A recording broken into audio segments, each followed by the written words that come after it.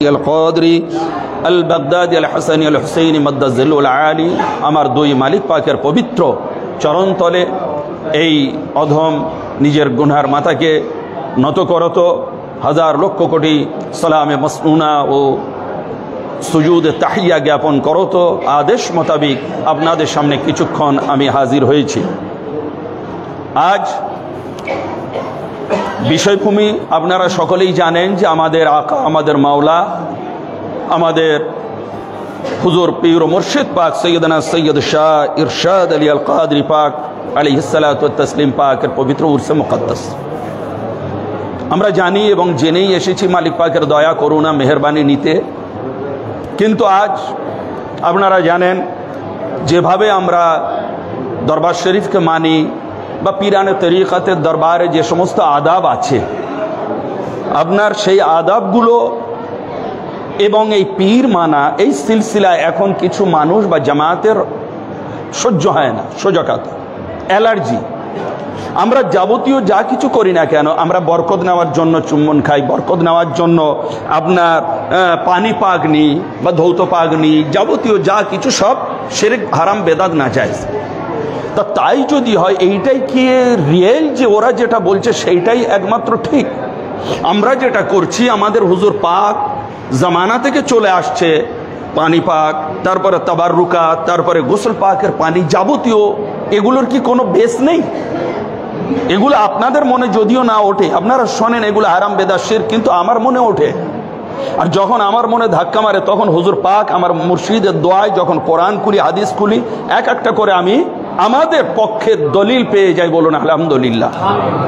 সেই রকম একটা দলিল আজ আমি আপনাদের সামনে শোনাবো যে এতদিন হয়তো আপনাদের কর্ণগোচর হয়নি বা আমাদের কোনো আলিমের মুখে আপনারা হয়তো শোনেননি, বক্তার মুখে শোনেননি, বা কোনো আলিম অন্যান্য আপনারা এখনো পর্যন্ত যতদূর ধারণা, কেন আমি তো খুব বেশি ফলো করি এবং রিসার্চ করি এই বিষয়টা, কেতাবে লেখা আছে কিন্তু সেটা আমাদের সামনে উপস্থাপন করা হয়নি। তো আজ দেখুন, কোন আল্লাহ রাব্বুল আলামিনের অন্য কোনো কেতাব নেই, সর্বশ্রেষ্ঠ কেতাব হচ্ছে কোরআন। দেখুন সেই মাজার শরীফতে বরকত নেওয়া এবং মাজার শরীফের মধ্যে যে আল্লাহর মেহবুব বান্দাদের লাশ মোবারক অক্ষত থাকে, এখন কিন্তু কোরআন আপনাদের সামনে আমি সূরা ইউসুফ থেকে তুলে ধরব এবং ওই মাজার শরীফ ধৌত পানি যে কত বরকতের সেটা আজ আপনাদের তুলে ধরবো। আপনারা যদি ক্যাচ করতে পারেন আপনাদের আগামী দিনে ওয়াহাবিদের উত্তর দিতে খুব সুবিধা হবে। তো মালিক আমার বলার তৌফিক দান করেছেন, আমি কিছু কথা আপনাদের সামনে এই রকম বলে তারপর আমার হুজুর পাকের আজকের যে উরুসে মুকদ্দাস কিছু আলহামদুলিল্লাহ তার গৌরবময় গাথা আপনাদের শোনাবো কিছু। দেখুন 1 লাখ মতান্তরে 2,24,000 পয়গম্বরানে কেরাম আমাদের দুনিয়ায় এসছেন। সর্বশেষ হুজুর দয়ার নবী হচ্ছেন আমাদের রাসূল। কিন্তু আমাদের হুজুরে পাক সাল্লাল্লাহু আলাইহি ওয়াসাল্লাম নবী এবং আমরা তার উম্মত হওয়া সত্ত্বেও আমরা অন্যান্য 1,23,999 জন আম্বিয়াগণকে কিন্তু অস্বীকার করতে পারি না। করলে কাফের হয়ে যাবে, মানতে হবে। আমরা উম্মত একজনের, কিন্তু মানব সবকে। তো এইবারে সেই রকম একটা ঘটনা হযরত ইউসুফ নবী আলাইহিস সালাম, ওনার তো একটা বিখ্যাত ঘটনা আছে, সবাই আপনারা শুনেছেন যে ওনাকে ওনার আব্বা মা ভাই বোনেরা সবাই, আপনার ভাইয়েরা সবাই সেজদা করেছিলেন, এটা বিখ্যাত ঘটনা। হযরত ইউসুফ নবী আলাইহিস সালামের আর একটা ঘটনা বলবো, খুব মারাত্মক ঘটনা, এই তাবাররুকাতের ঘটনা। তো হযরত ইউসুফ নবী আলাইহিসসালাতু ওয়াত তাসলিম উনি আল্লাহ পাকের কাছে দোয়া করতেন, ওয়া তাওয়াফানি মুসলিমা ওয়া আলহিকনি বিসসালিহিন। কোরআন শরীফে সূরা ইউসুফের মধ্যে আছে, হাফেজ সাহেবের কাছ থেকে জেনে নেবেন, হাফেজ সাহেব যদি থাকেন। ও তাওয়াফানি মুসলিমা ও আলহিকনি বিসসালিহিন।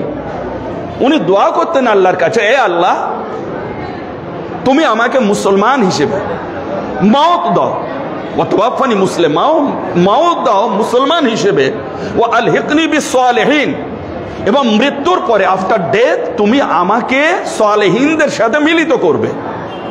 উনি তো নিজেই একজন আল্লাহর নবী, সালেহ, আল্লাহর প্যারা নবী, বরগুজীদা নবী, তবু তিনি দোয়া করছেন আল্লাহ তুমি আমাকে মুসলমান হিসেবে মৃত্যু দিও, ওয়াফাত দিও, এবং মৃত্যুর পরে তুমি আমাকে সালেহিনদের সাথে মিলিত করো। এমন সময় হযরত ইউসুফ নবী আলাইহিসসালাতু তাসলিমের যত বিশাল ঘটনা সূরা ইউসুফে রয়েছে, পড়ে নেবেন।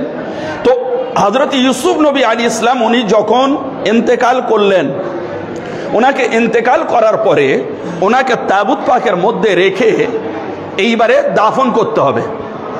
তা কোথায় দাফন করবেন? প্রত্যেকটা কবিলা বলছে যে আমাদের গ্রামে দাফন করতে হবে। তা বডি তো একটা, সবার গ্রামে কি করে হবে? একটা গ্রাম করলে আর সমস্ত গ্রাম মাহরুম থেকে যাবে। কেউ রাজি হচ্ছে না, কেউ ছাড়তে চায় না যে এই বডি বা এই তাবুত পাক আমরা ছাড়বো না, আমরা আমাদের গ্রামে করব। কেন? আমরা যেমন ফলোয়ার ওনার, তোমরাও তেমন ফলোয়ার, সুতরাং আমাদের এখানে করতে হবে। তো সকলে মিলে ডিসাইড করলেন যে কারোর গ্রামে হবে না। কেন? এই জন্য গ্রামে করছিলেন যাতে করে হযরত ইউসুফ আলাইহিস সালামের বরকতটা ওনারা লাভ করেন, গ্রাম ওয়াইজ বরকতটা যেন পান। এই জন্য ওনার বডি, ওনার লাশ মোবারকও ছাড়তে চায়নি। কিন্তু এইবারে যখন ঝগড়া বাঁধলো যে প্রত্যেকেই বরকত নিতে চাচ্ছেন ওই লাশ মোবারক থেকে, ওই তাবুত পাক থেকে, তো এবারে কি করা যায়? একটা গ্রামে হলে বরকত এক জায়গা থেকে যাবে আর অন্য সব মাহরুম থেকে যাবে, এটা তো হতে পারে না। তা তখন সকলে মিলে ডিসাইড করলেন, তাফসীরের মধ্যে এসছে, বিশেষ করে কানজুল ইমানের টিকা হাসিয়া দেখে নেবেন, যে এসছে যে সকলে মিলে ডিসাইড করলেন যে ওনার ওই বডি মোবারক, ওনার তাবুত পাক নীল নদের পানির মধ্যে দাফন করা হবে। নীল নদের পানি, ডাঙা স্থলভাগে নয়, নীল নদের পানির মধ্যে ওনার বডিকে দাফন করা হবে।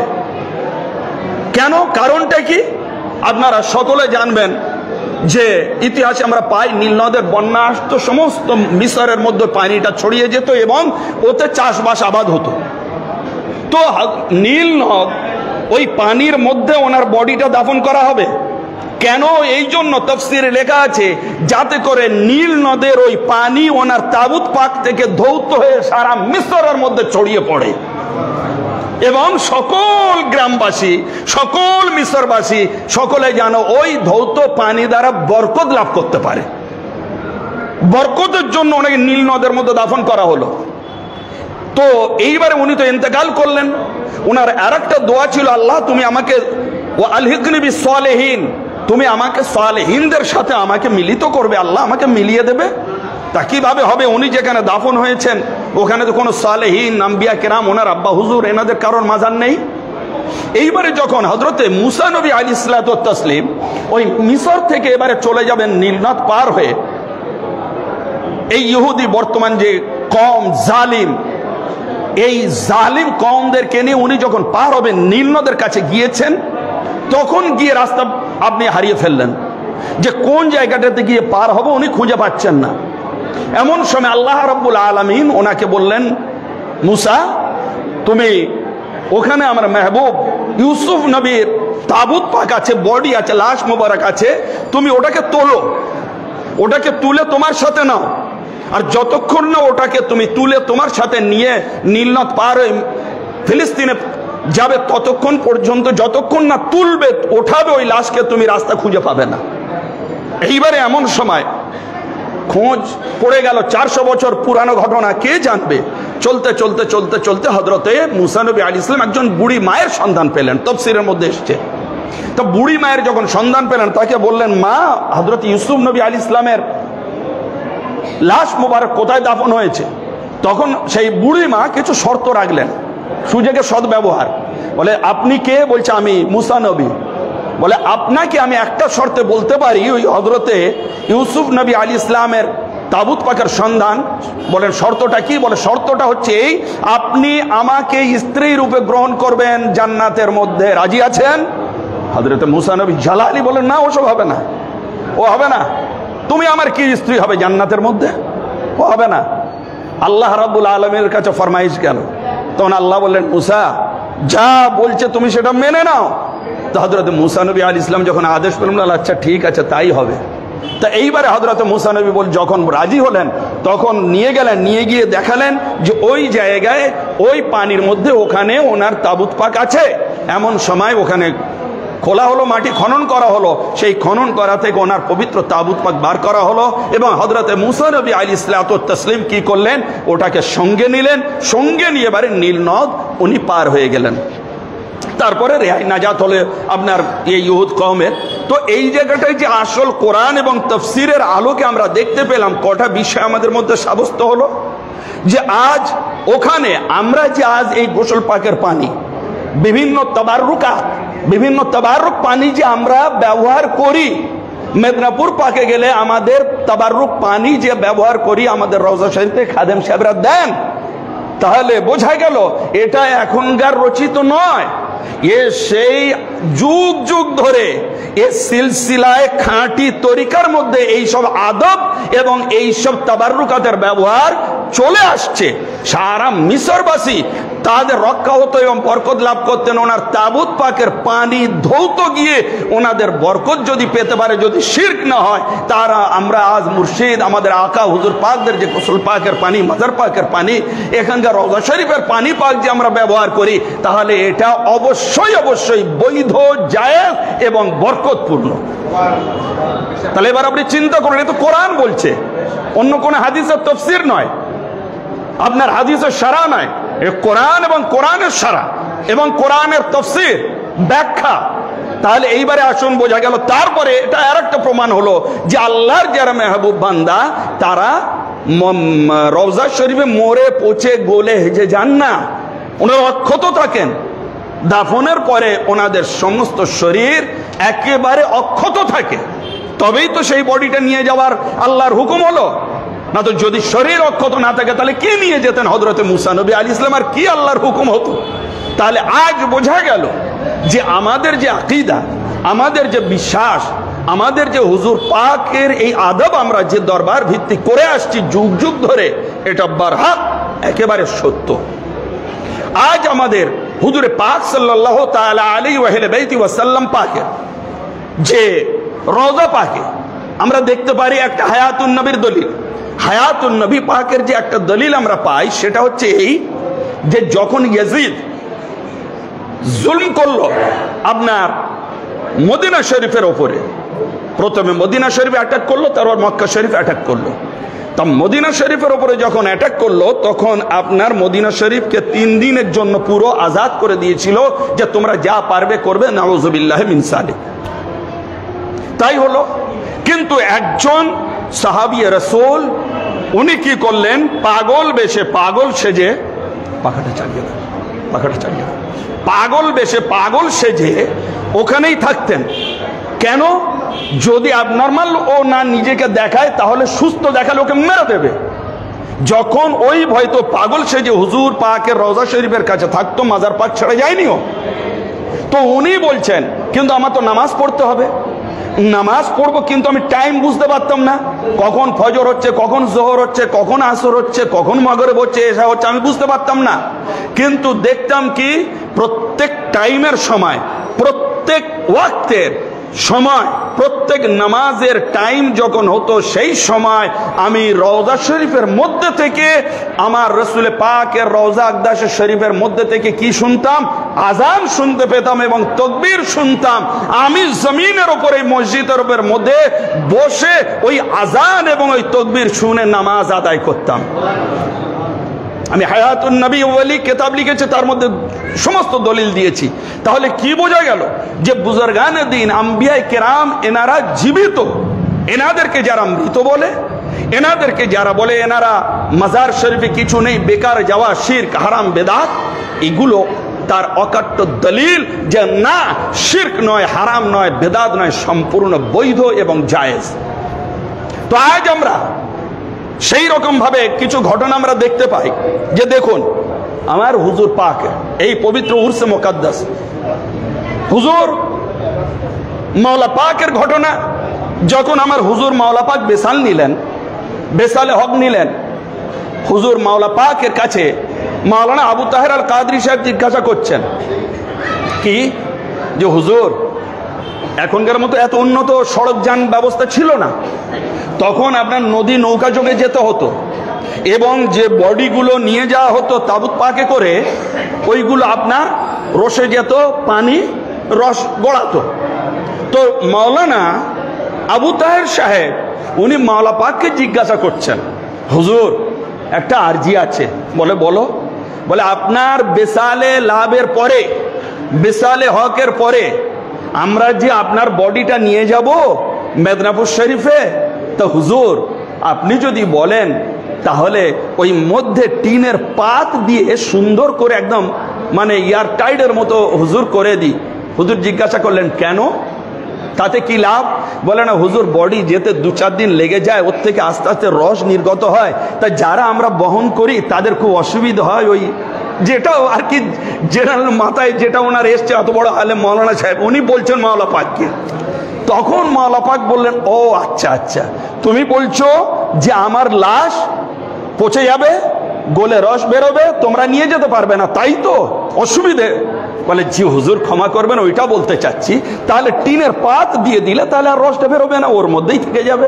বলে আচ্ছা, তাহলে এক কাজ করো, ও টিনের পাতটা ছাড়ো, ওসব দিতে হবে না, একটা কাজ করো, তোমরা যদি মনে করো যে আমি মারা যাবার পরে আমার বডি পচে যাবে, গলে যাবে, নষ্ট হয়ে যাবে, তাহলে সর্বপ্রথম আমাকে গোসল দেবে, গোসল দিয়ে আমাকে কাফন পরাবে, কাফন পরানোর পরে একটা সবুজ মাঠের মধ্যে আমাকে রেখে আসবে, ফেলে আসবে। যদি দেখো যে কিছুদিন যাওয়ার পরে শরীরে পচন ধরেছে বা শরীরে কোনো রকম রদ বদল চেঞ্জিং তাগায়ুর এসছে, তাহলে এক কাজ করো, আমাকে মাটি দাফন করো না, আমার ওই ঠ্যাঙে দড়ি বেঁধে ভাগাড়ে ফেলে দেবে। চিন্তা করুন, এত বড় কথা। এইবারে আসুন, হযরতে মাওলানা আবু তাহের আল কাদরি সাহেবের শরীর কেঁপে উঠেছে এটা শুনে। এইবারে উনি নেক্সট বর্ণনা করছেন, বলেন হুজুরের হুকুম মোতাবেক আমরা গোসল পাক দিয়ে ওনার তাবুত পাকে ওনার লাশ মুবারক পাক রাখলাম। এইবারে কি হলো, আমাদের বর্তমান আকা যে আজকের উরুস শরীফ হচ্ছে, হুজুর পীর ও মুর্শিদ পাক ওখানে হাজির আছেন। এখান থেকে তাবুত পাক চলে গিয়েছে, যে কদিন আপনার নদী যোগে লাগলো সেই কদিন লাগলো। লাগার পরে এইবারে যখন মাওলানা তাহেরুল কাদরি সাহেব ওখানে ছিলেন, আবু তাহের আল কাদরি বলছেন, এইবারে যখন ওই মেদিনীপুর খানকা পাকে আপনার দায়রা পাকে যখন পৌঁছালো আমার হুজুরের তাবুত পাক, তখন পীর ও মুর্শিদ পাক বললেন তাবুত পাকের ঢাকনা ওঠাও, খোলো। এইবারে যখন ঢাকনা ওঠানো হলো, মাওলানা সাহেব ভালো করে দেখছেন এবং আরো কি দেখছেন যে হুজুর পাকের সেই নুরানি চেহারা এমন ভাবে চেঞ্জিং হচ্ছে, মনে হয় যেন একেবারে সদ্য ঘুমাচ্ছেন, যেমন জীবিত মানুষের এই রক্তিম আভা চেহারার মধ্যে আসা যাওয়া করে রক্ত সঞ্চালনের কারণে হুজুর পাকের সেই রূপই সঞ্চালন করছে রক্ত। কোনো অসুবিধে, কোনো পরিবর্তন নেই। আপনি চিন্তা করুন, বাস্তব একেবারে। উনি ওনার তাজকিরাতুল মাওলা কিতাবে লিখেছেন এবং আমি সেই কিতাব থেকে নিয়ে আমার মাওলা পাকের একটা খাস মাওলা পাকের জীবনে লিখেছিলাম 2000 সালে। আর একটা আমি লিখেছি বাংলার বুকে নাজাতের তৈরি, এই কিতাবে সমস্ত ঘটনাগুলো দিয়েছি, আপনারা পড়লে পাবেন। যেগুলো যেহেতু ওগুলো উর্দু আরবি ফার্সি আপনারা তো বুঝবেন না, সেই জন্য বাংলায় করে দিয়েছে আমার মালিকের হুকুম পাক নিয়ে সহজ সুবিধার জন্য। আপনারা পড়লে পাবেন যে আমাদের মুর্শিদ কত উচ্চ স্তরের আসীন এনারা, কোন স্তরের এনারা, এটা আপনারা বুঝতে পারবেন। এইবারে হুজুর পাক, আমরা যে হুজুর মহান মালিক আজকের পীর ও মুর্শিদ পাকের পবিত্র উরসে মুকাদ্দাস আমরা পালন করছি, এনার সম্বন্ধে কয়েকটা ঘটনা। ইনি তখন দুনিয়ার বুকে আসেননি, কিন্তু আমার হুজুর মাওলা পাক, আল্লাহু আকবার, আমাদের মাথার মুকুট হুজুর মাওলা পাক, উনি কি করলেন, উনি আপনার বর্ধমানের একজনকে, বর্ধমানের ঝিলুর গ্রামের সৈয়দ আলী হাফেজ সাহেবকে উনি চিঠি লিখলেন। মাওলা পাক স্বয়ং চিঠি লিখলেন। তিনি পত্র দ্বারা অবগত করান যে কয়েকদিন পরে তোমার মেজো ভাই আসছেন, তার জ্ঞান গরিমা হবে গগনচুম্বী এবং কাদরিয়া তরিকার সাজ্জাদা পাক আলোকিত করবেন। হুজুর মাওলা পাক পীর ও মুর্শিদ পাকের আগমনের পূর্বে এই ভবিষ্যৎবাণী উনি করে দিয়েছিলেন যে তোমার মেজো ভাই, আমার মেজো সাহেবজাদা, উনি তাশরীফ আনছেন এবং যা খোদা প্রদত্ত ইলম ও জ্ঞান ও ক্ষমতা গগনচুম্বী হবে, তোমরা দেখবে। পরবর্তীকালে সেই রকমই বাস্তব হয়েছিল। আমি কিছু টাচ করে যাব মাত্র, সময় সংক্ষেপ। তো আজ হুজুর মাওলা পীর ও মুর্শিদ পাক যে কোন স্তরে ছিলেন আপনারা শুনলে অবগত হলে অবাক হবেন যে হুজুরের সর্বপ্রথম ৩রা মুহররম ১৩০১ হিজরি ৪ঠা ডিসেম্বর ১৮৮৩ সালে উনি বেলাদত শরীফ লাভ করেন, আগমন করেন ৪ঠা ফাল্গুন ১৮৮৩ সালে। এবং তিনি বড় বড় আলেম ওলামাদের কাছে তিনি অধ্যয়ন করেন এবং লেখাপড়া করেন, এবং যিনি ওনার দিন দুনিয়ার ইলম জ্ঞান দ্বারা আলোকিত করেছিলেন সর্বোপরি হচ্ছেন হুজুর মাওলা পাক স্বয়ং। হুজুর মাওলা পাক স্বয়ং, হুজুর পীর ও মুর্শিদ পাক বাল্যকাল থেকেই অন্দরমহলে বেশি কাটাতেন না, সব সময়ের জন্য মসজিদ পাকে হুজরা শরীফে তিনি সদা সর্বদা আল্লাহর ইবাদতে মগ্ন থাকতেন। যখন একাকিত্ব হতো তখন ওনার আল্লাহর প্রেমের ধারায় ওনার অশ্রু গড়িয়ে পড়ত এবং বুকের মধ্যে থেকে একটা সব সময় জিকিরের শব্দ উঠত, যে অবাক করা। কখনো উনি মধ্যে বেশি থাকতেন না, সব সময় জিকির ও ফিকিরের মধ্যে উনি দিন গুজরান করতেন। আজ হুজুর পাক উনি যখন আপনার বেলাদত শরীফ লাভ করেন তার আগে একটা ঘটনা, হুজুর মাওলা পাক যখন দুনিয়া থেকে বেসাল নেবেন 3 দিন পূর্বে, বেলাদত ওনার বেসাল শরীফ হওয়ার 3 দিন পূর্বে তিনি সকলকে নিজের পরপারের ঘোষণা করে দিলেন। হুজুর মাওলা পাক বললেন যে আমি আর 3 দিন পরে তোমাদের মধ্যে থেকে বিদায় নেব। তো এই শোনার পরে চারিদিকে হাহাকার পড়ে যায়। এমন সময় হুজুর মাওলা পাক সকলকে ডাকলেন, তোমরা এসো, আমার মুরিদ, তোমরা যারা আমার শিষ্য আমার কাছে এসো। তোমরা কাঁদছো কেন? না হুজুর আপনি বিদায় নেবেন ওই জন্য কাঁদছি। ওই কারণেই কাঁদছি, আপনি চলে যাবেন সেই জন্য, পরপারে চলে যাচ্ছেন, আপনার নিয়ামত চেহারা দেখতে পাবো না। তখন হুজুর মাওলা পাক কি বলেছিলেন শুনুন। সকলকে সান্ত্বনা দিয়ে বললেন, খোদার ডাকে আমাকে তো পরপারে পাড়ি দিতে হবে, কিন্তু আমি তোমাদের জন্য এমন একজনকে আমার গদ্দিনসীন করে যাচ্ছি যাকে পেয়ে তোমরা আমাকেও ভুলে যাবে। তাহলে কত বড় নিয়ামত এবারে চিন্তা করুন। পীর ও মুর্শিদ পাক এক এক নিয়ামত। ঠিক পীর ও মুর্শিদ পাকের পরে যিনি গদিতে আসীন হলেন আমাদের আকা ও মাওলা সৈয়দনা পর্দা হুজুর পাক, হুজুর সৈয়দনা মুস্তারশিদ আলী আল কাদরি পাক আলাইহিস সালাম পাক। সেম ফের ওনার পরে যিনি গদ্দিনসীন হলেন আমাদের আকা ও মাওলা মুর্শিদ সৈয়দনা সৈয়দ শাহ গাউসে জামান রশিদ আলী আল কাদরি পাক আলাইহিস সালাম। আজ একের পর এক যখন এসছেন, এখন আমরা যে বর্তমান আকা ও মাওলার কদম ধুলি পেয়ে আমরা ধন্য। আমাদের বড় হুজুর সৈয়দনা সৈয়দ শাহ ইয়াসুফ আলী আল কাদরি পাক আলাইহিস সালাতু ওয়াস সালাম পাক, তিনি আমাদের ওই গদিতে বসে আসীন হনেওয়ালা, আমাদের মাথার তাজ মুকুট, এই গৌরবময় গদ্দিনসীনের অধিকারী এনারা, এবং আমরা এনাদেরকে পেয়ে ধন্য। এইবার আসুন, হুজুরের তখন কত বয়স ছিল? তখন হুজুরের পবিত্র বয়স ছিল মাত্র 17 বছর 9 মাস 34 দিন। 17 বছর 9 মাস 34 দিন। হুজুরের আখলাক শরীফ এত মাধুর্যপূর্ণ ছিল যে হুজুর কাউকে কখনো ছোট মনে করতেন না, সকলকে সমান।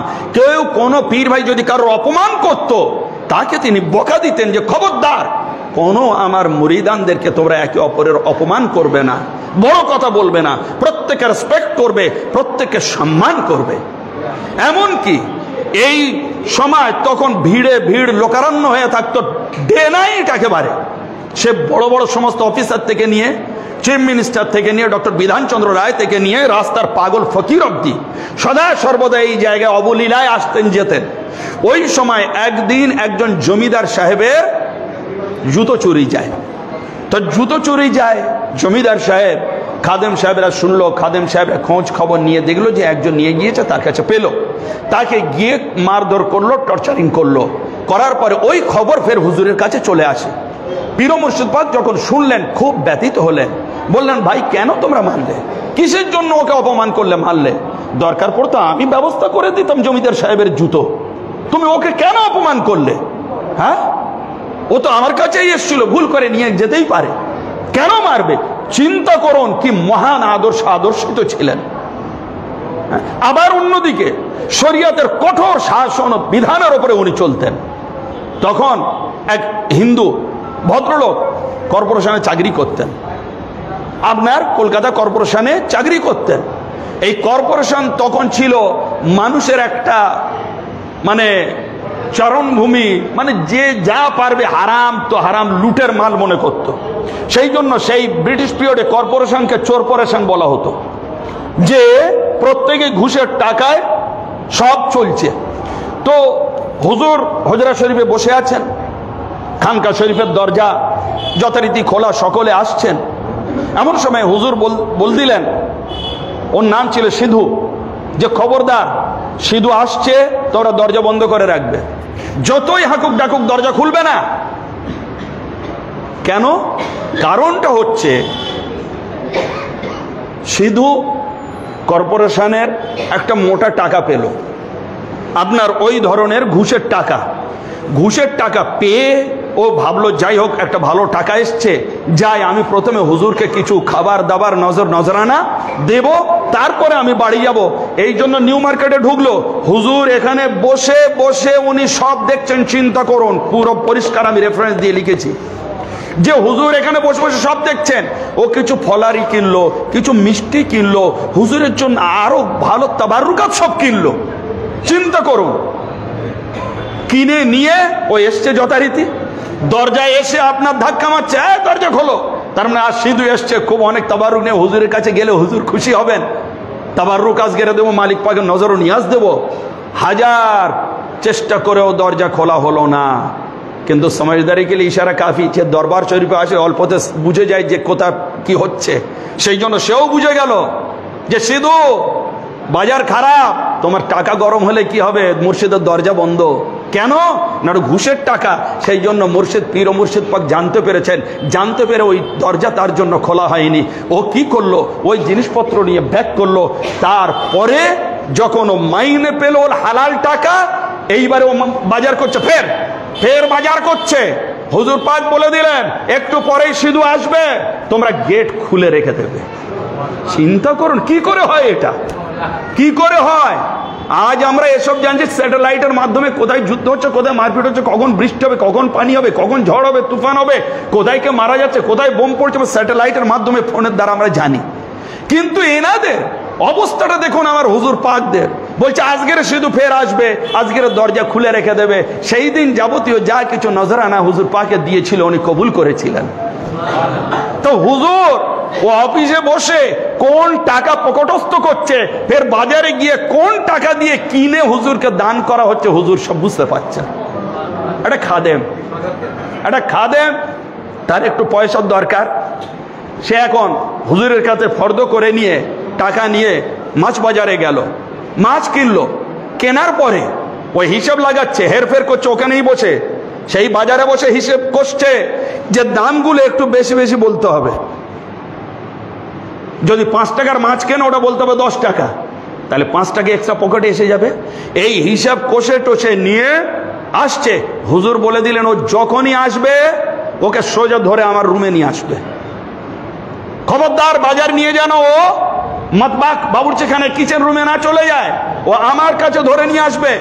এইবারে কি হলো, যখন ওকে নিয়ে হুজুর পাকের কাছে আসা হলো, পীর মুর্শিদ পাকের কাছে, পীর মুর্শিদ পাক কি করলেন, সব জিনিসগুলো এটা একটা একটা করে তুলে রেখে দিলেন, জিজ্ঞাসা করলেন না। ঠিক ও যে জিনিসটা হেরফের করেছে সেই জিনিসটা তুলে বলছে, বাবা এর দাম কত?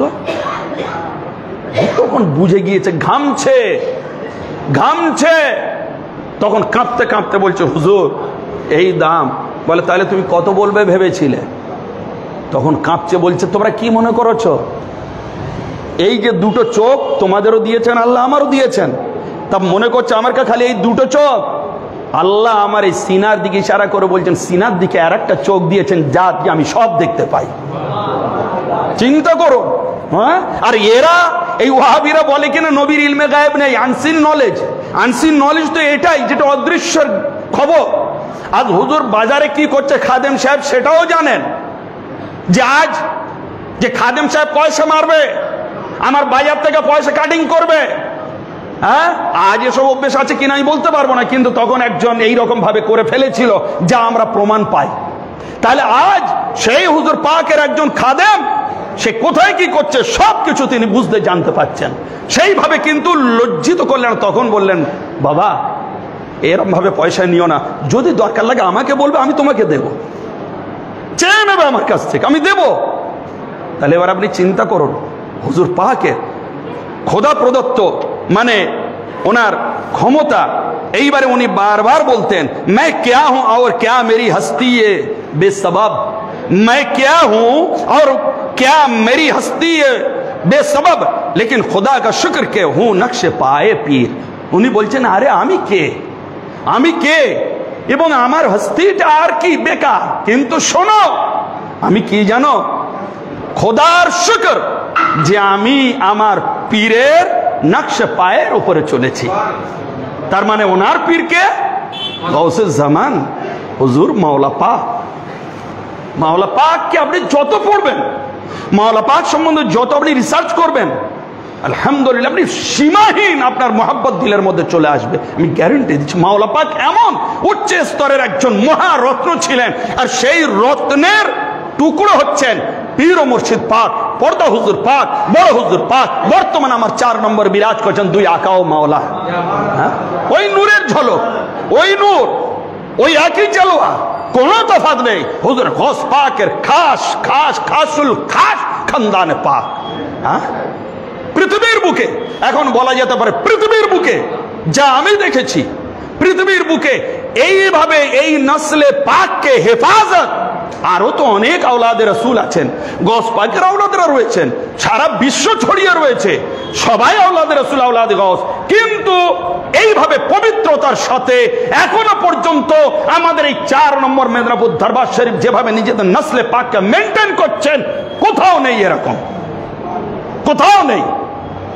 তো আজ সেই দরবার পাক পে আমরা ধন্য যে এইবারে আমরা হুজুর পাক এত মহান ওলি আল্লাহ হয়ে কিভাবে উনি খাওয়া দাওয়া করতেন, চিন্তা করলে অবাক হয়ে যাবেন। ওনার হুজুরের আহার গ্রহণের কোনো সময় সীমা ছিল না, কখনো বেলা 3টায় খাচ্ছেন, আবার কখনো আপনার রাত 9-10 এমনকি 12টার সময় খাচ্ছেন। এবং ওনার হুজুরের ভাত খুব আপনার গিলে ভাত করে ওইটা ছাগনি দিয়ে ছাঁকার পরে যেটা অবশিষ্ট থাকতো পানি মতো একদম দইয়ের মতো নরম, ওইটুকুই উনি আহার করতেন। চিন্তা করো, আজ আমরা খাওয়ার জন্য বাঁচি, কিন্তু হুজুর আমার মুর্শিদ বাঁচার জন্য যেটুকু দরকার সেইটুকুই খেতেন। হ্যাঁ, আজ আমাদের বড় মালিক পাক তশরিফ যিনি নিয়ে চলে গেলেন, আমাদের মধ্যে থেকে বিদায় নিলেন, কি খেতেন আপনারা নিজেরাই জানবেন। খুব নিয়ারত যারা খাদেম জিজ্ঞাসা করুন, এখানে হাফেজ সাহেব এনারা রয়েছেন, জিজ্ঞাসা করুন হুজুর পাক কি খেতেন। এইভাবে একজন ব্যক্তি, আমার হুজুর 83 থেকে 84 বছর হায়াত পাকে ছিলেন, একটা সাধারণ মানুষ 10 বছরও বাঁচতে পারবে না হুজুর পাক যা খেয়ে হায়াত পাক দুনিয়ায় কাটিয়ে গিয়েছেন। হ্যাঁ, এরা সব খিদমত করেছিলেন, জিজ্ঞাসা করবেন খাদেমদেরকে। পাউরুটি চা খুব ভালোবাসতেন, আর ভাত যদি কখনো কখনো হতো তো হতো।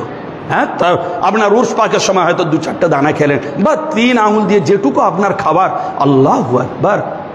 কিন্তু সবার খাবার দিকে ধ্যান। যখনই আপনার উর্স পাকের দিন পূর্ণিয়া শরীফে বাস চলে যাবে, যেই বাস ঢুকবে নামতে দেরি, অ্যানাউন্সমেন্ট হতে দেরি নেই, মেহমান লোক খানা খা লিজিয়ে। হ্যাঁ, মেহমানদের খিলাতে ব্যস্ত, কিন্তু হুজুর পাক খেতেন না।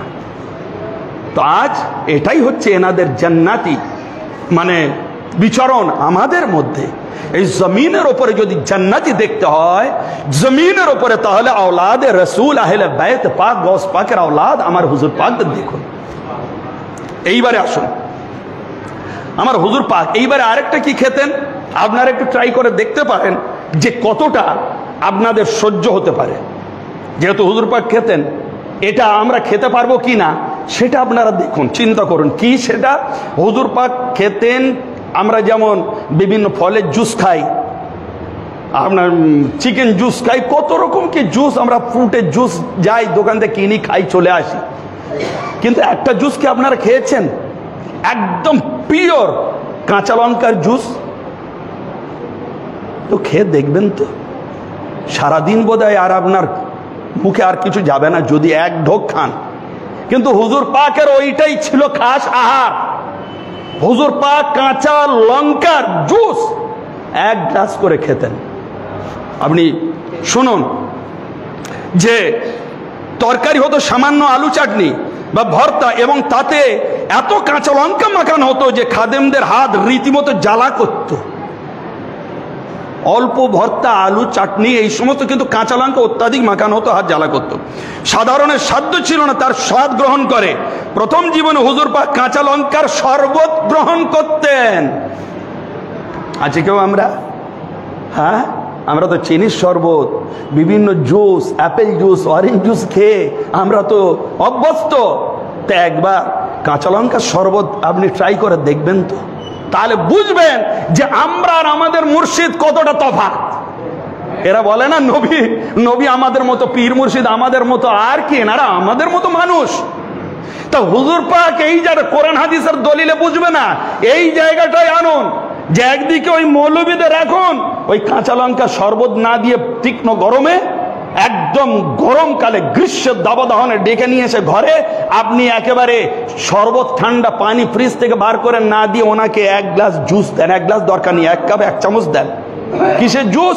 কাঁচা লঙ্কার জুস। সহ্য করতে পারে কিনা দেখুন। যখন সহ্য তো করতেই পারবে না, বলবেন ভাই এই তুমি শরীর নিয়ে, এই তোমার যোগ্যতা নিয়ে তুমি চলেছ আল্লাহর নবীর যারা নূর তাদের সাথে সমপরিমাণ করতে, যে আমরা যেমন ওনারাও তেমন, ওনারা তেমন আমরাও যেমন। নাউযুবিল্লাহি মিন যালিক। তো এই হচ্ছে আমার হুজুর পাকদের মানে দৈনন্দিন আচার অনুষ্ঠান। এইবারে আরো কি হুজুর পাক কি করতেন? খাবার একটুখানি সবজি ভাজি উনি নিতেন, আবার কখনো ভুনা কাবাব টিকিয়া পুরো খেতেন না, ওপর থেকে ছালটা একটু তুলে নিতেন, এবং কখনো মিষ্টির মধ্যে সন্দেশ 1-8 টুকরো খেতেন। কিন্তু আম্বার লেগে থাকতো, সমস্ত জাইনেরা আসতেন একদম স্পেশাল, ঢাকা, বাংলাদেশ, বিভিন্ন জায়গার স্পেশাল খাদ্য খাবার নিয়ে। হুজুর চাকতেন না, খুব অল্প খেতেন।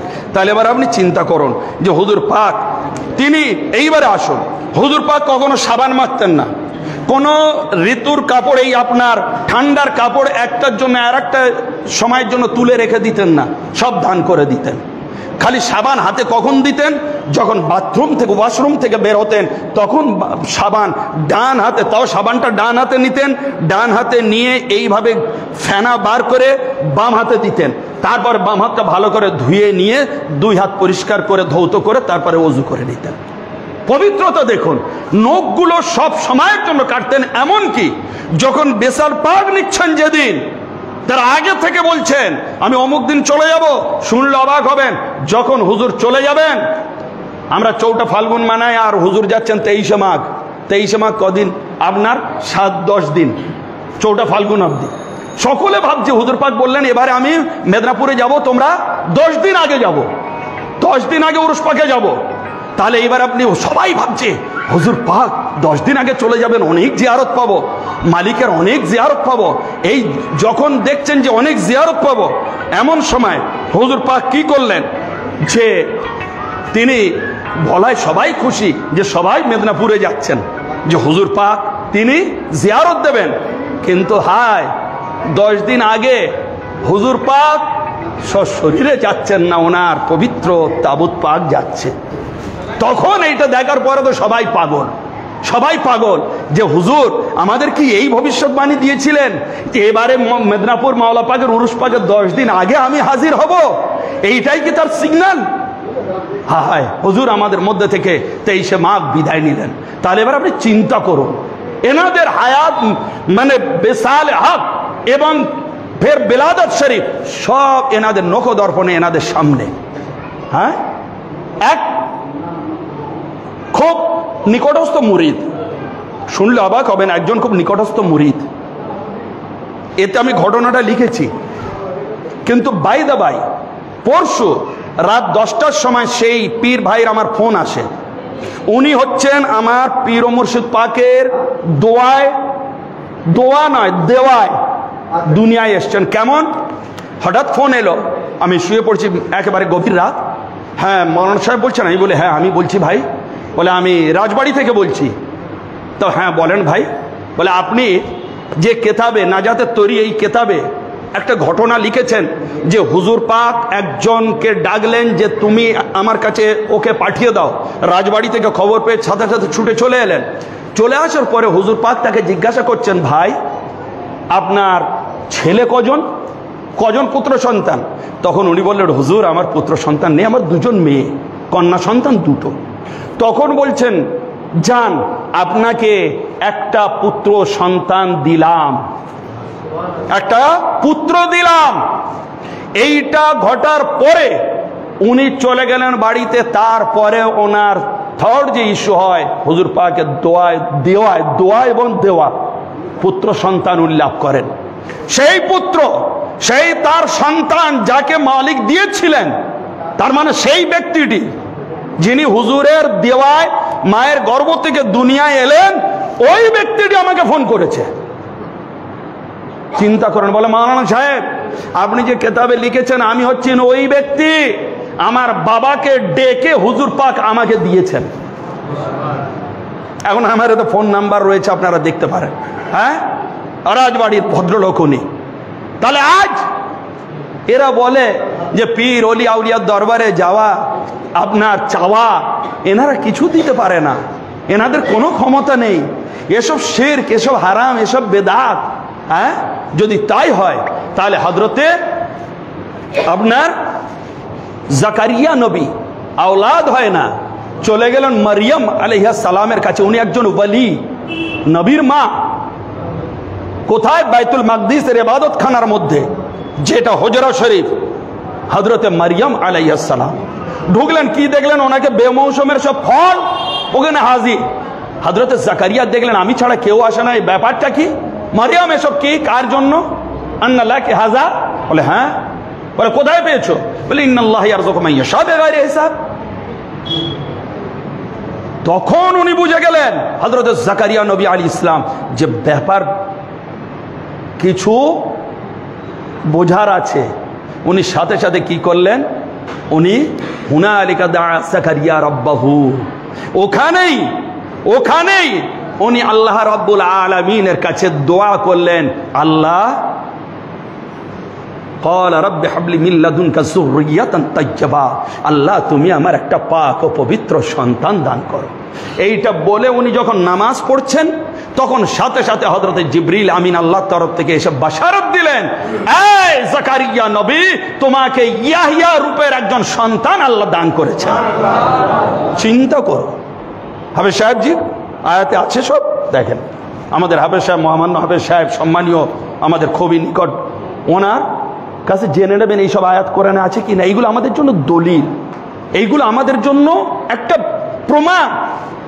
আমরা যদি কোরআন নাই বা পড়তে জানি, কিন্তু এই ওয়াজ, এইগুলো শুনে আপনারা মার্ক করবেন, ফলো করবেন এইগুলো, তাহলে দেখবেন যে প্রত্যেকটা জিনিস ক্লিয়ার হয়ে যাবে, ক্রিস্টাল ক্লিয়ার একেবারে, যে আমরা শিরকে নেই, আমরা হারাম বেদাতে নেই, বরং যারা এই বরকতপূর্ণ দরবার থেকে আমাদের ডিটাচ করতে চাচ্ছে, তারাই শিরকের ও গোমরাহির মধ্যে পড়ে আছে। হ্যাঁ, তাহলে আজ হুজুরে পাক সাল্লাল্লাহু তাআলা আলাইহি ওয়াসাল্লাম পাকের এই আওলাদে পাক, পীর ও মুর্শিদ পাক বললেন, যাও তোমাকে একজন আওলাদ, পুত্র সন্তান দেওয়া হলো, দিলাম। সেই সন্তান, তার আব্বা ইন্তেকাল করছেন, সেই সন্তান এখন হায়াতে আছেন।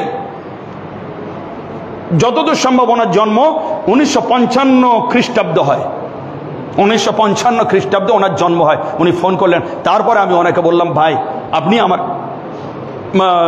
হোয়াটসঅ্যাপ নাম্বারটা নেন, ওই নাম্বারে আপনার যাবতীয় যা কিছু জানা আমাকে লিখে পাঠাবেন। ইনশাআল্লাহুল আজিজ আমাদের এগুলো বলতে হবে, মালিকের দরবারে এগুলো তুলে ধরতে হবে, আমাদের ভাইদের যাতে করে ইমান মজবুত হয়। আমার হুজুর পাকদের গৌরবগাথা অধ্যায় শুনে যেন এনারা আগামী দিনের পথ সুগম হয়, প্রত্যেকে যেন উত্তর দিতে পারে, সেই কারণে আমাদের জানা দরকার। এইবারে আসুন, হুজুর পাক তিনি কোন স্তরের ছিলেন? আমরা আমাদের মালিক পাককে কি রূপে দেখব? একটা জাহিরি রূপ, একটা বাতিনি রূপ। জাহিরি রূপ কি দেখছি? হুজুর পাক, কেউ মাওলা পাক, কেউ পীর ও মুর্শিদ পাক, কেউ হচ্ছেন আমাদের পর্দা হুজুর পাক, কেউ হচ্ছেন আমাদের আকা বড় হুজুর পাক, কেউ বলছেন আমাদের গদ্দি নশীন, সাজ্জাদা নশীন বর্তমান হুজুর পাক বা ছোট মালিক পাক ইত্যাদি নাম দ্বারা আমরা দেখি জানি, কিন্তু এনার কি জানেন, রাসূল পাক থেকে নিয়ে বর্তমান 4 নম্বর মালিক অবধি সকলে বাতিনিতে একই। বাতিনি একটা জাহির, একটা আপনার প্রকাশ্য অপ্রকাশ্য।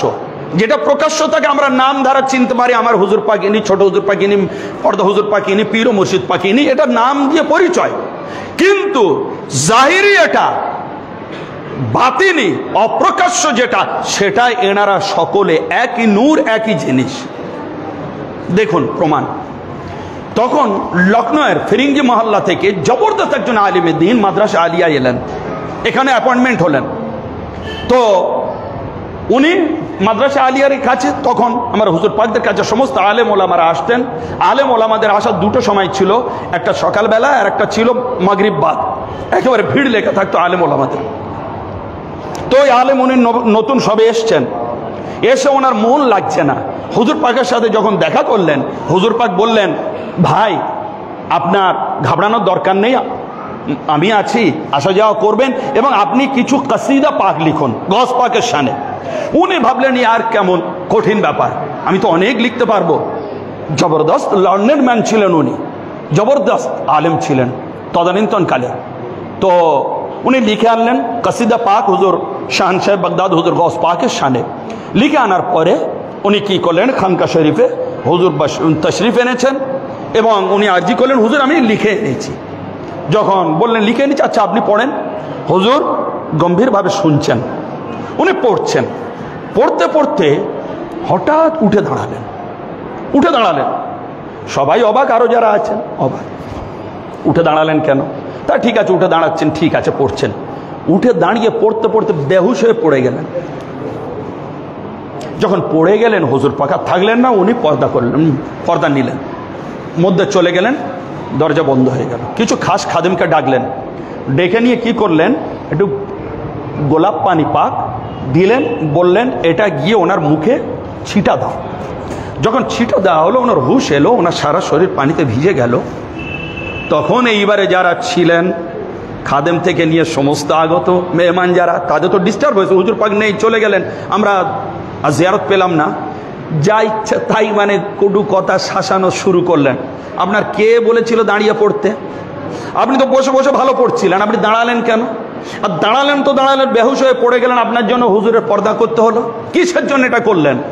তখন উনি বলছেন, ভাই আমার ক্ষমা করবেন, আপনাদের অসুবিধা হয়েছে আমি জানি, আমার মালিক মধ্যে চলে গিয়েছেন, আমি পরে সব বুঝলাম ভাই, কিন্তু আমার ক্ষমা করবেন।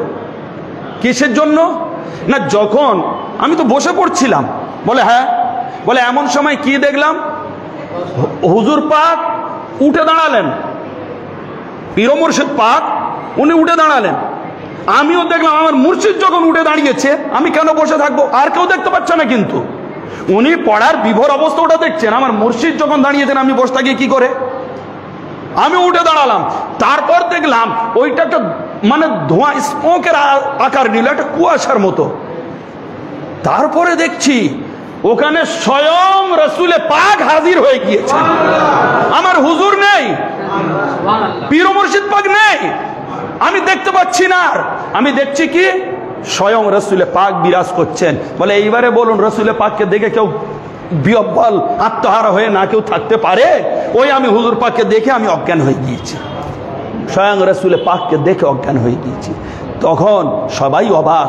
তাহলে এবার আপনি চিন্তা করুন, হুজুর মাওলানা সাহেবকে কেন বললেন তুমি একটা কসিদা লেখো? মানুষ আপনি একটা কসিদা লিখুন, লিখলেন, লেখার পরে বললেন শোনালেন, বেহুশ হয়ে গেলেন, হুজুর মধ্যে চলে গেলেন।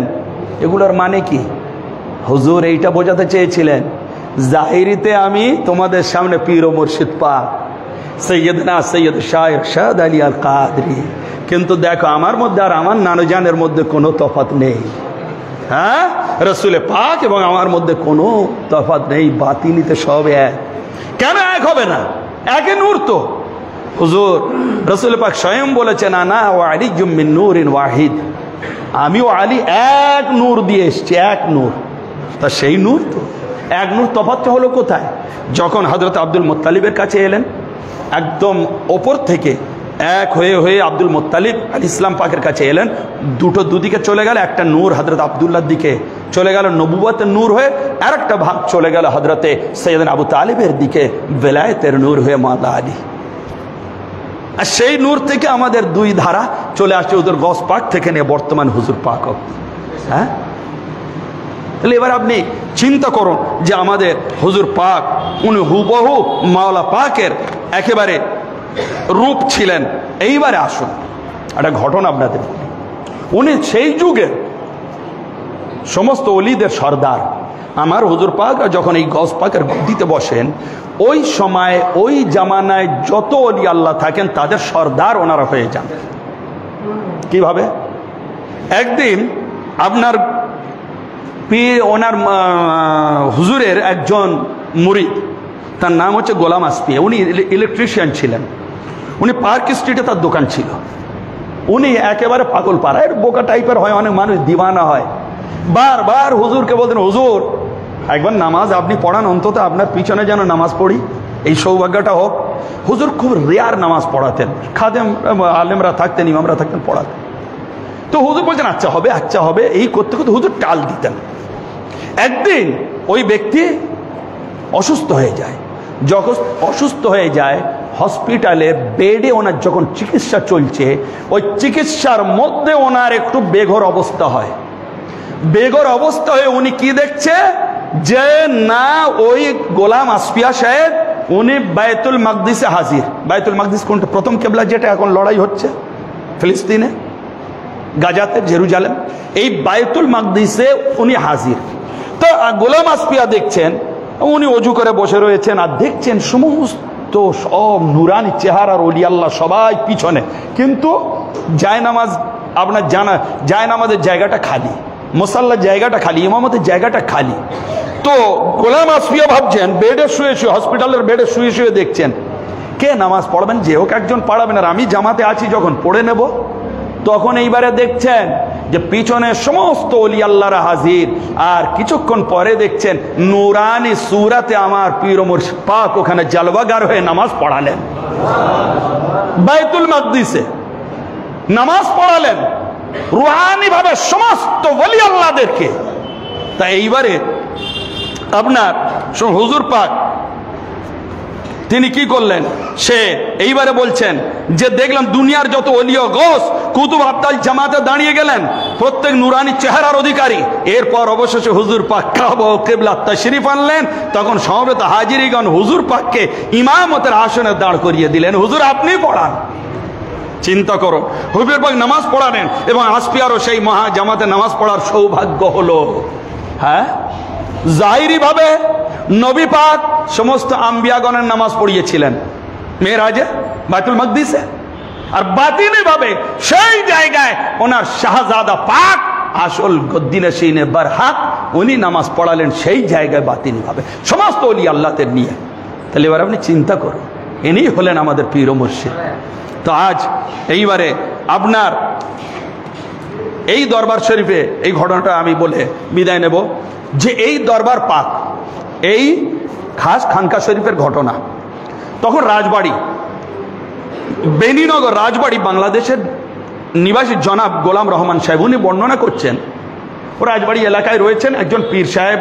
তখন 27শে রমজান উনি গেলেন, মিলাদ শরীফ হবে, ওই দরবারে গেলেন এবং ভাবলেন আমি মুরিদও হব, পীর ধরা দরকার, মুরিদ এবং হওয়ার জন্য গেলেন।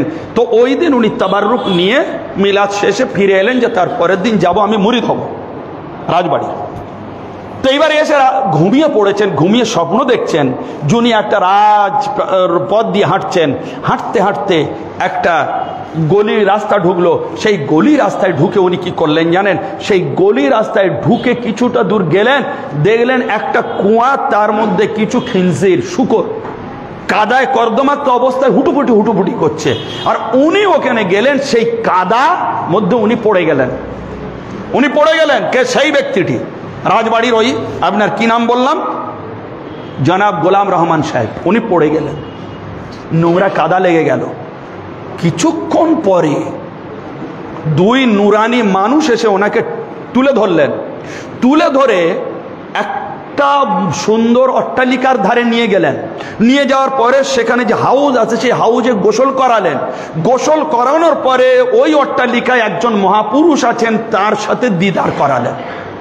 ঠিক আছে, দিদার করালেন। এই দিদার করানোর পরে উনি সেখানে শিষ্যত্ব গ্রহণ করলেন এবং তারপরে ঘুমটা ভেঙে যায়। উনি মহা চিন্তা যে একটা এত বাজে স্বপ্ন দেখলাম, ওই নোংরা কাদামাটি গায়ে লেগে গেল, আর তারপরে দুজন নুরানি মানুষ এসে আমাকে তুলে ধরে এক নুরানি জায়গায় নিয়ে গেল।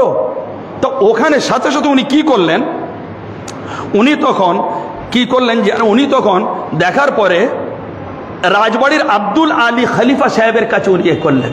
উনি যতদূর সম্ভব রাজবাড়িতে যারা সেলাইয়ের কাজ করে তাদেরকে খলিফা বলা হয়। এখানে আমাদের রৌ ভাই আছেন, জানবেন খলিফা, পীরত্ব খলিফা নয়, ভুল, পীরত্ব খলিফা নয়, ওই যারা টেলারিং মাস্টার ওদেরকে খলিফা বলা হয়, দর্জি। তো রাজবাড়ি আব্দুল আলী খলিফার কাছে পরামর্শ করলেন। আর বাইদা ভাই ওই রাজবাড়ি আব্দুল আলী সাহেব আমাদের দরবারে আসা যাওয়া করতেন। উনি যখন শুনলেন, শোনার পরে আর এদিক আগো পিছু কিছু চিন্তা করলেন না, কলকাতার টিকিট কাটলেন, রাজবাড়ি থেকে সোজা শিয়ালদায় নামলেন, ওনাকে সাথে করে নিয়ে এইবার নেমে যখন এই জায়গাটা এলেন, আপনার ঠিক অজুখানা যেখানে আছে হাউস, এইটা দেখে অবাক হয়ে যায়, কি ব্যাপার, আমি তো স্বপ্নে দেখেছি এই জায়গা, এই সেই সুন্দর অট্টালিকা, এই সেই সুন্দর হাউস, এখানেই তো আমার গোসল করানো হয়েছে, মিলে যাচ্ছে, এবারে মিলে যাচ্ছে, ঠিক আছে দেখা যাক। এইবারে যখন ফার্স্ট চান্সে আপনার গোসলখানা মিলে গেল, এইবারে ওঠানো হলো, মধ্যে আসছেন বলে সব মিলে যাচ্ছে। এইবারে শুনুন, যখন হাজির হওয়া মাত্র 22 নম্বর খানকা শরীফে সে হতভাগ, এই তো সেই বালাকোঠা সুমহল, গেটের কাছে পানির হাউস, সব কিছু মিলে গেল। তা বাস্তব দর্শন করার পরে ওখান থেকে এবার উঠলেন উনি সিঁড়ি, হুজুর পাকের কাছে হাজির হয়ে দেখলাম জান্নাতি রূপের নুরানি মহিমাময় সেই মহাপুরুষ এখানে হাজির। চিন্তা করুন, তিনি দয়া করে আমাকে বায়াত করে দুনিয়ার কর্দমাক্ত শুকরদের হতে ইমান আমাল আকীদাকে সব রক্ষা করলেন। কি বোঝা গেল? যে দুনিয়ায় এই রকম পীর রূপী আপনার ইমান লুটনেওয়ালা মানুষ ঘুরে বেড়াচ্ছে, আর হুজুর কলকাতার এখানে বসে সেইভাবে তার ইমানটাকে হেফাজত করছে, তবেই সে আসতে পেরেছে। তাহলে আজ যে মানুষ এই দরবার পাকে আমরা যারা আসি, আমরাই হচ্ছে একমাত্র পিওর ইমান, পিওর আকীদার উপরে প্রতিষ্ঠিত। হুজুর আমাদের ওই দুনিয়ার গ্লানি থেকে, দুনিয়ার নোংরা থেকে, দুনিয়ার কাদা থেকে, আমি বারবার ওই প্রাণীর নাম আর নিচ্ছি না, ওই সবার মধ্যে থেকে তুলে আমাদের 14 পুরুষের সৌভাগ্য যে হুজুর আমাদের এই দরবার দান করেছেন।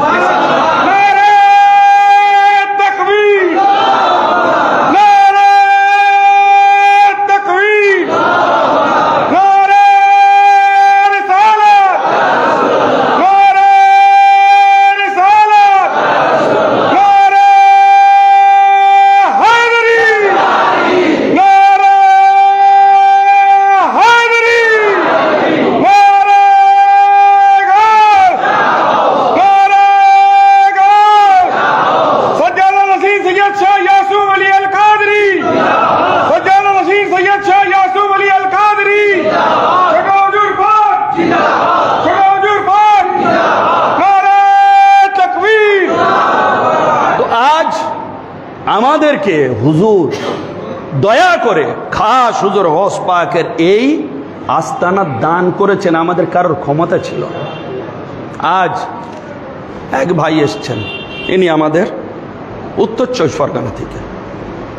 ইনি কোনো কারণে কবে আমার সাথে দেখা হয়েছিল, কবে আমার ফোন নাম্বার নিয়েছিলেন, কি কেতাব পড়েছিলেন আমার একটা কারবালার পরে দুনিয়ার অবস্থা, এই কেতাব বা কোনো আমার জানা নেই। হঠাৎ বহুদিন হয়ে গিয়েছে, আমি জানি না, হঠাৎ এই মাসখানেকের মধ্যে হঠাৎ ফোন এলো। উনি বলছেন, বাবু আপনি কি মৌলানা সাহেব বলছেন? আমি বলি মালিকের গোলাম বলছি। হ্যাঁ ভাই মৌলানা সাহেব, আমি জামির হোসেন, আপনার জামির? আমি বলি জি। বলে আমি তো খুব ইচ্ছা একবার কাদরিয়া সিলসিলা বায়াত হব বলে, তা একটু আপনি যদি বলেন, আপনি বলেছিলেন এই দরবার পাকের কথা। আমি বললাম ভাই আপনি চলে আসুন। বলে কখন যাব? আমি দেখলাম গোল্ডেন চান্স আছে উরুস পাকের সময়, একদম আমভাবে মালিক দয়া করেন চলে আসুন। তারপরে কয়েকবার উনি করলেন, ফোন করলেন, জেনে নিলেন।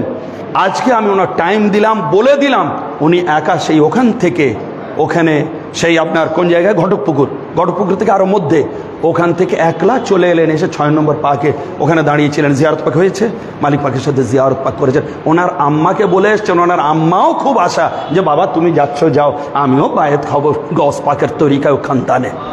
চিন্তা করুন, এই হচ্ছে যার ডেকে নেবে সে আর বাড়িতে থাকতে পারবে না। কি মনে করেছেন আমরা চলতে ফুরতে খুব ইজি মনে করছি? না না, এরকম নয়। এটা তো এনাদের দয়া যে আমরা ইজি করে ফেলছি। না, আর কোথায় আমরা কোথায় দয়া করে এখানে মাথা রাখতে পারছি? হ্যাঁ, এখানে আপনার মাথার চোখ দিয়ে চলা দরকার। পা রাখাও বেয়াদবি বলে দিলাম। এ জমিন কলজে কেটে রাখা দরকার। এখানে পা তো দূরের কথা, আমাদের মাথা রাখাও বেয়াদবি। এখানে এত পবিত্র জায়গা, এত পবিত্র স্থান। হ্যাঁ, তাহলে আজ হুজুর পাক তিনি কি বলেছেন শুনুন। আপনার একটা দাঙ্গার কথা, তখন ব্রিটিশ পিরিয়ড, সবসময় দাঙ্গা হাঙ্গা লেগে থাকতো। তো হুজুর কি করলেন, একজন ভদ্রলোক গোলাম মর্তজা কাদরি ওরফে গোলাম মিয়া, উনি বর্ণনা করেন যে 1950 সালে কলকাতা ভীষণ দাঙ্গা হয়। উনি মুর্শিদাবাদের সলারের। একদিন কিছুটা শান্ত হলে আমি ফ্রি স্কুল স্ট্রিটে এসেছি, যে মালিক পাকের ওখানে যাবো, যতই যুদ্ধ থাকুক একটু সুবিধা হলেই ঢুকে যাবো মালিক পাকের, এটাই তো আমাদের আশ্রয়স্থল। তো এইবারে কি হলো, এসছি, আসার পরে দেখলাম দাঙ্গা লেগে গেল। হঠাৎ এমন সময় দেখলাম ভীষণ রূপ ধারণ করেছে, গুলি বোমা সব ছুটছে। অত্যন্ত ভীত হয়ে রিক্সাওয়ালাকে ডাকলাম, উনি আমাকে নিয়ে চললেন। সামনে পিছনে কোথাও যাওয়ার উপায় নেই। তখন মনে মনে এবারে হুজুর পাককে ডাকছে, হুজুর এবারে আপনি বাঁচান। হুজুর তখন খানকা শরীফে, হুজুর বাঁচান। তখন উনি কি বলে, এমন অবস্থায় দেখলাম এক আশ্চর্য ঘটনা, যে একটা হাত গায়েবীভাবে ওই রিক্সার ওপরে এলো। আমি বসে আছি, রিক্সা আমাকে এবং ওই বাহক সমেত তুলে নিয়ে কোথায় রাখলো, যে রিক্সাটি উঠিয়ে আলিয়া মাদ্রাসার সামনে এনে রেখে দিল। ফ্রি স্কুল স্ট্রিট থেকে ওই রিক্সা গায়েবী ভাবে এখানে চলে এলো। এখানে শান্ত। এইবারে কি হলো দেখুন, তখন প্রাণ সেই দাঙ্গার ঝুঁকি, অদৃশ্য শক্তি সাহায্য প্রাণ রক্ষক ভেবে অবাক, ঘর্মাক্ত অবস্থায় জামা কাপড় পাল্টে সোজা হুজুর পাকের খানকা শরীফে এসে হাজির। তখন হুজরা পাকের লোকে লোকারণ্য, তখন এখানে লোকে লোকারণ্য, হুজরা পাক নিচে যেখানে হুজুর পাক বসতেন ঠিক এর নিচে। এইবারে কি হলো, লোকে লোকারণ্য, তিল ধারণের জায়গা নেই। আমি কোনো প্রকার অগ্রসর হতে হুজুর পাকের সুনজর আমার দিকে পতিত হয়, আমাকে কাছে ডেকে নিলেন, এদিকে কাছে ডেকে নিলেন। আমি কি করলাম, ছুটে গিয়ে হাজির হয়ে কদমে হাজির হয়ে গেলাম এবং হুজুর হাত ধরে নিলেন, যথারীতি আদব হাত ধরে নিলেন। তারপরে ঘটনাটি নিবেদন করার পূর্বেই ইরশাদ করলেন, আমি বলতে যাচ্ছি ঘটনাগুলো, হুজুর এইরকম ভয়ে ভীত হয়ে গিয়েছে, এই হয়েছে ওই হয়েছে। হুজুর তো সব জানেন, এত ওনার জানানোর বলার দরকার। হুজুর হাত ধরে নিয়ে কি বলছেন শুনুন, রেজাল্টটা শুনুন, নতিজা শুনুন। রেজাল্ট কি বলছেন, তুমি ভয় করো কেন? তুমি এত ভয় ভীত, ঘামে জামা কাপড় ভিজে ফেলেছো কেন? কিসের জন্য এত ভয় করো? শোনো, ভয় করার কি আছে? আরে শোনো, তুমি এই খানকা শরীফের নিচে দিয়ে যারা যারা যাবে তাদেরকে আমি কিয়ামত পর্যন্ত হেফাজত করব।